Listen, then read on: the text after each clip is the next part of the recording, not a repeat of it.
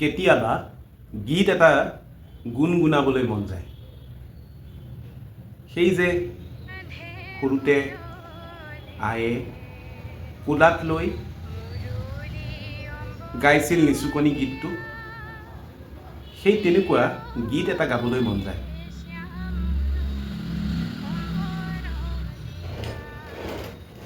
মই গোৱা গীতটোত কোনো সুৰ নাই, কোনো ছন্দ নাই, অথচ অহৰহ গুণগুণাবলৈ মন যায় এটা নতুন গীত। গীতবোৰৰ সময় নাথাকে, গীতবোৰৰ কোনো ধৰা বন্ধা নীতি নিয়ম নাই। গীতবোৰ মনৰ ভিতৰতে গুঞ্জৰিত হৈ থাকে। কেতিয়াবা এপিয়লা চাহ অথবা আধা খাই পেলাই যোৱা চিগাৰেটৰ টুকুৰাৰ পৰা উমি উমি জ্বলি থকা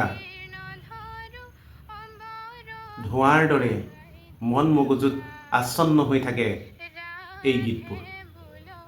এদিন ময়ো ভাবিছিলোঁ কোনোবা এটা শীতাৰ্ত গধূলি কোনোবা পদপথৰ কাষত ৰৈ একাপ চাহ খাম,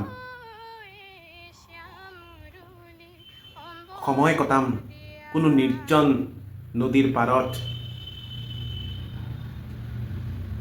নিজক পাহৰি। কিন্তু লাহে লাহে সময়ৰ সোঁতে এনেদৰে মানুহক চেপি খুন্দি আনে যে গীতবোৰ গুণগুণাবলৈ সময় নাথাকে আৰু সময়বোৰেই গীতবোৰক গুণগুণাবলৈ নিদিয়ে। আচলতে আমিবোৰ একোটা চুটি গল্পৰ চৰিত্ৰ। জীৱনটোৱে এটা চুটি গল্প আৰু আমি সেই চুটি গল্পটোৰ অ'ত ত'ত ওলমি ৰৈ থকা একোটা স্তবক।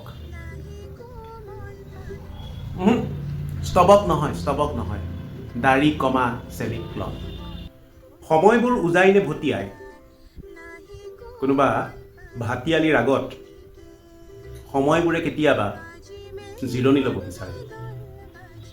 কোনোবা গৰখীয়া বাঁহীৰ সুৰ এটা অহৰহ যদি জীৱনটোত বাজিয়েই থাকে, তেন্তে জীৱনৰ মাদকতা নোহোৱা হৈ যায়। সেই গৰখীয়া বাঁহীৰ সুৰটো কেতিয়াবা জিৰণিৰ দুমোজাত লীন হ'ব বিচাৰে আৰু জীৱনে আমাক কয় যে বাঁহীৰ টানৰ আঁত ধৰি তুমি যদি আগবাঢ়িবই নোৱাৰা, তেন্তে জীৱন জীয়াৰ মাদকতাই বাকত। জীৱনটো চাগে ইমান সহজ নহয়। পুতলা নাচৰ পুতলাৰ দৰে জীৱনটোৱে কেতিয়াবা ইফালে নাচে সিফালে নাচে, তথাপি সেই নাচৰ মাজতো এটা ছন্দ থাকে।